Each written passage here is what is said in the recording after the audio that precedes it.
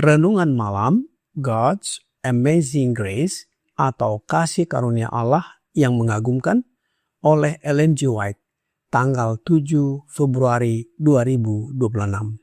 Mari kita berdoa. Bapa kami yang di sorga, Allah pencipta langit dan bumi, laut beserta segala isinya. Satu-satunya Allah yang benar yang kami sembah selalu melalui anak-Mu Yesus Kristus. Kami bersyukur dan berterima kasih oleh sebab penyertaan dan perlindungan Bapa sepanjang hari Sabat dalam seluruh aktivitas, perbaktian, dan penata layanan kami. Biarlah berkat hari Sabat menjadi bagian kami. Pada malam ini, kami akan mendengarkan firman-Mu. Mohon karuniakan Roh Yesus Kristus dalam hati kami, menuntun dan mengajari kami agar dapat mengerti dan menghidupkan setiap firman yang kami pelajari dan dengarkan. Besertalah dengan kami sepanjang malam ini, ya Bapa. Kami persembahkan doa ini di dalam nama Yesus yang adalah Tuhan dan Juru Selamat kami. Amin. Renungan malam ini akan dibacakan oleh Ibu Fitriani Nababan. Kepada Ibu Fitriani, kami persilahkan. Terima kasih. Selamat malam saudara-saudariku di dalam Yesus Kristus. Renungan malam Sabtu 7 Februari 2026 berjudul Kerajaan yang Terancam. Ayat inti tertulis di dalam Yohanes 6 ayat 15. Karena Yesus tahu bahwa mereka hendak datang dan hendak membawa dia dengan paksa untuk menjadikan dia raja, ia menyingkir pula ke gunung seorang diri. Duduk di padang rumput pada senja musim semi, orang banyak itu makan dari makanan yang telah disediakan Kristus. Tidak ada kuasa manusia yang dapat menciptakan dari 5 roti jelai dan 2 ikan kecil makanan yang cukup untuk memberi makan ribuan orang yang lapar. Mereka berkata seorang kepada yang lain, "Dia ini adalah benar-benar nabi yang akan datang ke dalam dunia." Yohanes 6 ayat 14.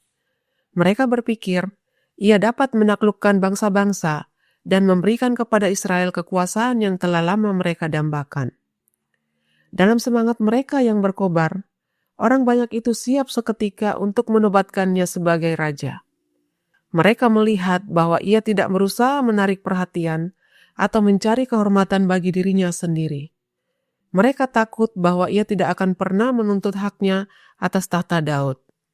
Setelah berunding, mereka sepakat untuk menangkapnya dengan paksa dan memproklamasikannya sebagai Raja Israel. Yesus mengetahui apa yang sedang terjadi dan memahami seperti yang tidak mereka pahami akibat dari gerakan semacam itu.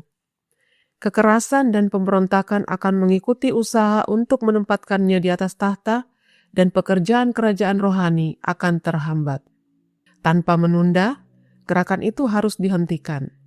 Ia memanggil murid-muridnya dan memerintahkan mereka untuk segera naik perahu dan kembali ke Kapernaum. Yesus kemudian memerintahkan orang banyak itu untuk bubar, dan sikapnya begitu tegas sehingga mereka tidak berani melawan.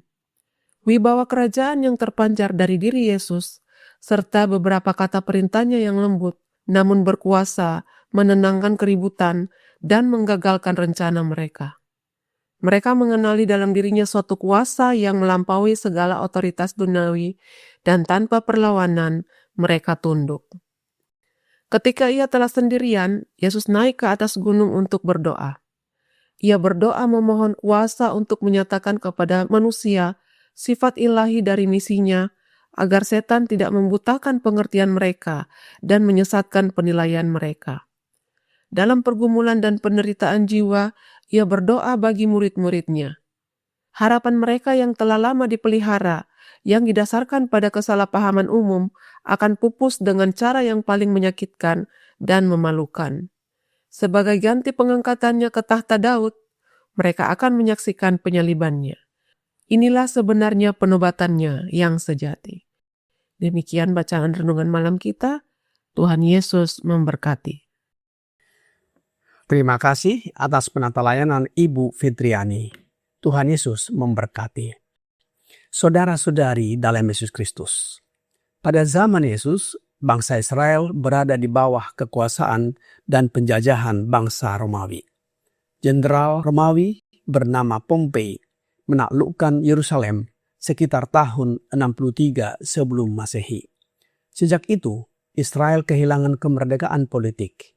Pemerintahan dikendalikan oleh Kaisar Romawi dengan bonekanya Raja Herodes Agung dan keturunannya. Dampak penjajahan Romawi mempengaruhi kondisi sosial dan politik Israel, seperti pajak yang tinggi, penindasan militer, kehilangan raja dari keturunan Daud, dan lain-lain. Oleh sebab itu, mereka memperkuat harapan dan kerinduan akan seorang Mesias, Raja Pembebas. Bangsa Israel percaya bahwa Tuhan akan membangkitkan seorang raja dari keturunan Daud yang akan memulihkan kerajaan Israel. Mereka membaca dan mempelajari Alkitab dan percaya nubuatan Nabi Yesaya sebagaimana di dalam Yesaya 9 ayat 5 dan 6 berkata, "Sebab seorang anak telah lahir untuk kita, seorang putra telah diberikan untuk kita, lambang pemerintahan ada di atas bahunya, dan namanya disebut orang, penasihat ajaib, Allah yang perkasa, Bapa yang kekal, Raja damai. Besar kekuasaannya dan damai sejahtera tidak akan berkesudahan di atas tahta Daud dan di dalam kerajaannya, karena ia mendasarkan dan mengukuhkannya dengan keadilan dan kebenaran dari sekarang sampai selama-lamanya." Kecemburuan Tuhan semesta alam akan melakukan hal ini. Oleh sebab itu, ketika Yesus memberi makan 5.000 orang yang lapar dengan 5 roti jelai dan 2 ekor ikan kecil, mereka mengatakan bahwa Yesus adalah Nabi yang akan datang ke dunia dan Raja Israel yang mereka dambakan dan siap mereka nobatkan sebagai Raja. Renungan malam ini di dalam God's Amazing Grace, halaman 46, paragraf 2 berkata, "Duduk di padang rumput pada senja musim semi, orang banyak itu makan dari makanan yang telah disediakan Kristus. Tidak ada kuasa manusia yang dapat menciptakan dari 5 roti jelai dan 2 ikan kecil makanan yang cukup untuk memberi makan ribuan orang yang lapar. Mereka berkata seorang kepada yang lain, 'Dia ini adalah benar-benar nabi yang akan datang ke dalam dunia.'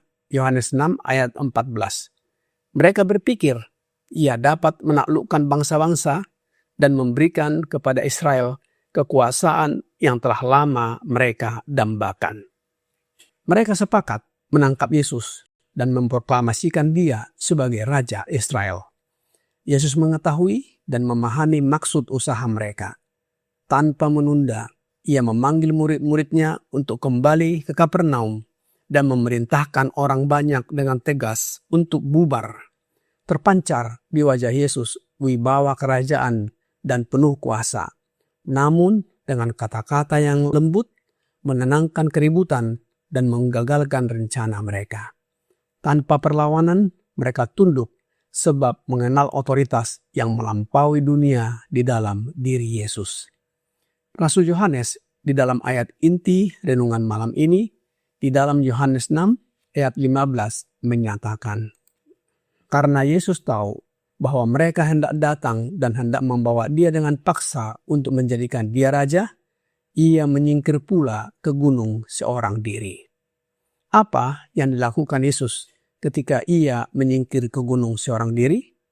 Renungan malam ini di dalam God's Amazing Grace, halaman 46, paragraf 5 berkata, "Ketika ia telah sendirian, Yesus naik ke atas gunung untuk berdoa.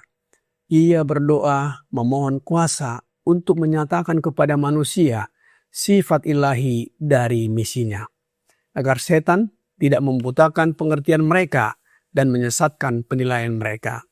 Dalam pergumulan dan penderitaan jiwa, ia berdoa bagi murid-muridnya.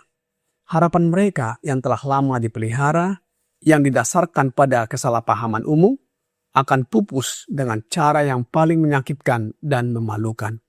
Sebagai ganti pengangkatannya ke tahta Daud, mereka akan menyaksikan penyalibannya. Inilah sebenarnya penobatannya yang sejati. Yesus berdoa sendirian agar setan tidak membutakan dan menyesatkan pengertian orang banyak dan murid-muridnya tentang sifat ilahi dari misinya. Kerajaannya bukan dari dunia ini, dan Yesus tidak mendirikan kerajaan dunia, melainkan kerajaan Allah. Yesus bukan melepaskan mereka dari penjajahan dan kekuasaan Romawi, melainkan dari penjajahan dan kekuasaan si jahat atau iblis. Yesus berkata di dalam Yohanes 18 ayat 38 dan Lukas 17 ayat 20 dan 21. Jawab Yesus, "Kerajaanku bukan dari dunia ini. Jika kerajaanku dari dunia ini, pasti hamba-hambaku telah melawan, supaya aku jangan diserahkan kepada orang Yahudi. Akan tetapi, kerajaanku bukan dari sini." Atas pertanyaan orang-orang Farisi, apabila kerajaan Allah akan datang, Yesus menjawab, katanya, "Kerajaan Allah datang tanpa tanda-tanda lahiriah. Juga orang tidak dapat mengatakan, 'Lihat, ia ada di sini,' atau 'ia ada di sana,' sebab sesungguhnya kerajaan Allah ada di antara kamu." Yohanes 18 ayat 36 adalah jawaban Yesus kepada Pilatus di pengadilan yang mempertanyakan Yesus, apakah dia raja orang Yahudi. Misi Yesus datang ke dunia ini untuk mendirikan kerajaan kasih karunia, sebagaimana kita sudah dengarkan pada pekabaran renungan malam sebelumnya, di mana penduduk atau rakyatnya dipenuhi dengan sukacita, damai sejahtera, dan penuh kasih. Kerajaan ini terancam dengan ambisi dan niat manusia untuk mendirikan kerajaan dunia. Oleh sebab itu, baiklah orang fasik meninggalkan jalan-jalan orang jahat dan kembali kepada Allah. Rancangan Allah bagi kita adalah rancangan damai sejahtera. Nabi Yeremia di dalam Yeremia 29 ayat 11 berkata, "Sebab aku ini mengetahui rancangan-rancangan apa yang ada padaku mengenai kamu. Demikianlah firman Tuhan, yaitu rancangan damai sejahtera dan bukan rancangan kecelakaan, untuk memberikan kepadamu hari depan yang penuh harapan." Saudara-saudari dalam Yesus Kristus, marilah kita masuk ke dalam kerajaan kasih karunia yang disediakan Allah bagi kita, yaitu dengan menerima roh anaknya Yesus Kristus. Kita menobatkan Yesus sebagai Raja di dalam hati kita oleh kehadiran rohnya. Kiranya pekabaran ini membawa pembaharuan dan sukacita bagi kita. Tuhan Yesus memberkati. Mari kita berdoa. Bapa kami yang di sorga, terima kasih atas firman yang sudah kami dengarkan malam ini. Bapa telah mengutus Yesus Kristus untuk mendirikan kerajaan kasih karunia, untuk membebaskan kami dari perhambaan dosa. Namun, banyak orang menginginkan Yesus mendirikan kerajaan dunia yang membebaskan mereka dari penderitaan fisik, sosial, dan politik.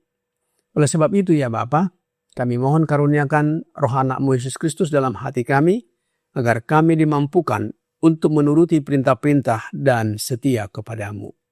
Karakter kami diubahkan menjadi serupa dengan karakter Yesus. Kami bersiap menyambut kedatangannya yang kedua kali untuk diangkat masuk ke dalam kerajaan kemuliaan, yaitu kerajaan sorga. Banyak dosa dan pelanggaran yang kami lakukan ya Bapa. Mohon ampuni kami. Kami persembahkan doa ini hanya melalui Yesus Kristus yang adalah Tuhan dan Juru Selamat kami. Amin.